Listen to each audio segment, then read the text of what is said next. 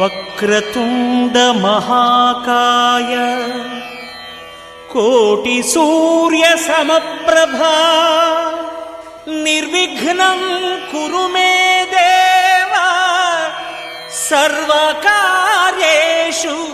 సర్వదా.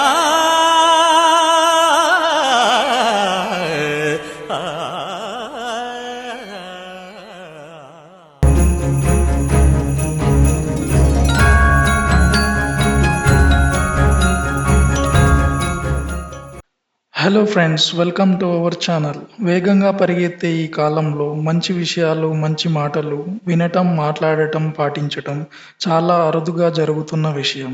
సో ఈ కాలంలో యూట్యూబ్లో టైం స్పెండ్ చేసే వారి సంఖ్య గణనీయంగా పెరుగుతుంది. అలాగని ఏ వీడియోస్ పడితే ఆ వీడియోస్ చూడకుండా కొన్ని మంచి విషయాలు నేర్చుకుందాం, నేర్పిద్దాం. Let's continue on our topic. Vinayaka Chavithi ఎప్పుడు జరుపుకుంటారు? భాద్రపద మాసంలో శుక్లపక్షం 4వ రోజు చవితి రోజు ఈ పండుగను జరుపుకుంటారు. వినాయకుడు జన్మదినంగా ఈ రోజును చెప్పుకోవచ్చు. పార్వతీ పరమేశ్వరుల కుమారుడు పుట్టినరోజు ఇది. ఈ రోజున వినాయకుడి విగ్రహ స్థాపన చేసి 9 రోజుల పాటు నవరాత్రి పూజలు చేసి ఆపై విగ్రహాలను నిమజ్జనం చేస్తారు. వినాయక చవితి కథ.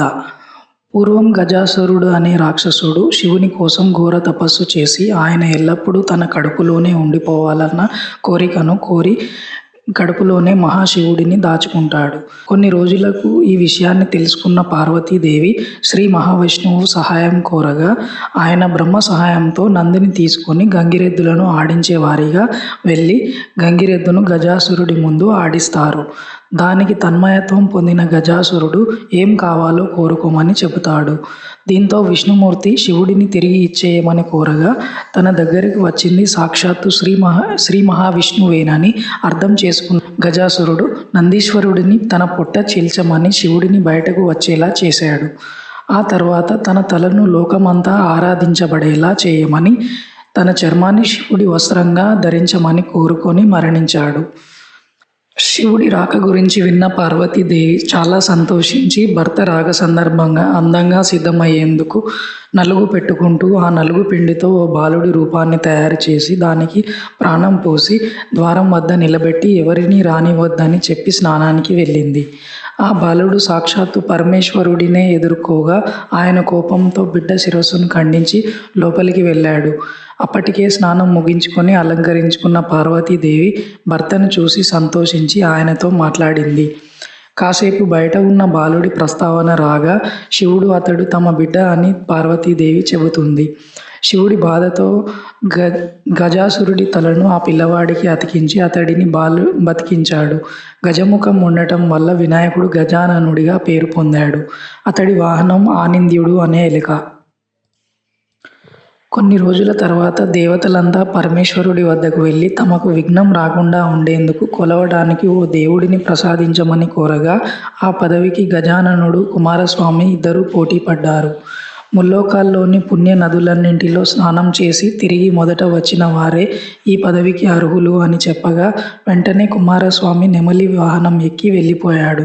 గజాననుడు మాత్రం నా బలబలాలు తెలిసి మీరు షరతు విధించటం సబమేనా అని అడగ్గా తండ్రి అతడికో తరుణోపాయం చెప్పాడు. ఓ మంత్రాన్ని వివరించి తల్లిదండ్రుల చుట్టూ 3 ప్రదక్షిణలు చేసి దాన్ని పఠించమని చెప్పగా మంత్రపఠనం చేస్తూ వినాయకుడు అక్కడే ఉండిపోయాడు. ఈ మంత్ర ప్రభావం వల్ల కుమారస్వామికి తాను వెళ్ళిన ప్రతి చోట తనకంటే ముందుగా వినాయకుడే స్నానం చేసి వెళ్తున్నట్లుగా కనిపించసాగింది. దాంతో తిరిగి వచ్చి తండ్రి, అన్నగారి మహిమ తెలియక ఏదో అన్నాను, నన్ను క్షమించమని, అన్నకు ఆధిపత్యం అప్పగించండి అని చెప్పాడు. అలా భాద్రపద శుద్ధ చవితి రోజు గజాననుడు విఘ్నేశ్వరుడయ్యాడు. ఈ రోజు దేవతలు, మునులు అందరూ వివిధ రకాల కుడుములు, పాన్లు, తేనె, అరటిపళ్ళు, పానకం, వడపప్పు వంటివన్నీ సమర్పించారు. వాటిని తినగలిగినన్ని తిని మిగిలినవి తీసుకొని భుక్తాశయంతో రాత్రి సమయానికి కైలాసం చేరుకున్నాడు. తల్లిదండ్రుల కాళ్లకు నమస్కారం చేయటానికి ప్రయత్నిస్తే కడుపు నేలకు ఆనుతుందే కానీ చేతులు ఆనట్లేదు. ఇది చూసి చంద్రుడు నవ్వగా దిష్టి తగిలి పొట్ట పగిలి వినాయకుడు చనిపోతాడు. దీంతో పార్వతీదేవి ఆగ్రహించి ఆ రోజు చంద్రుడిని చూసిన వాళ్ళందరూ నీలాప నిందలకు గురవుతారని శాపమిస్తుంది. చంద్రుడిని చూసి ఋషిపత్నులు తమ భర్తల దగ్గర అపనిందలకు గురవుతారు. ఋషులు దేవతలు ఈ విషయాన్ని శ్రీ మహావిష్ణువుకు విన్నవించగా ఆయన అంతా తెలుసుకొని ఋషులకు తమ భార్యల గురించి నిజం ఒప్పించడంతో పాటు వినాయకుడి పొట్టను పాముతో కుట్టించి ఆయనకు అమరత్వాన్ని ప్రసాదిస్తాడు. ఆ తర్వాత దేవతలందరి విన్నపం మేరకు పార్వతి తమ శాప విమోచనాన్ని ప్రకటిస్తుంది. ఏ రోజైతే చంద్రుడు నా కుమారుడిని చూసి నవ్వాడో ఆ రోజు అతడిని చూడకూడదు అని చెబుతుంది. దీంతో దేవతలంతా సంతోషిస్తారు. ఆ రోజే భాద్రపద శుద్ధ చవితి. ఈ రోజునే మనం వినాయక చవితిగా జరుపుకుంటాం. డియర్ ఫ్రెండ్స్, ఈ కంటెంట్ మీకు నచ్చినట్లయితే లైక్, కమెంట్తో పాటు షేర్ కూడా చేయండి. ఇంకా మంచి మంచి కంటెంట్ కొరకు మా ఛానల్ని సబ్స్క్రైబ్ చేయండి. మీ ఎంకరేజ్మెంట్ మాకు చాలా విలువైనది.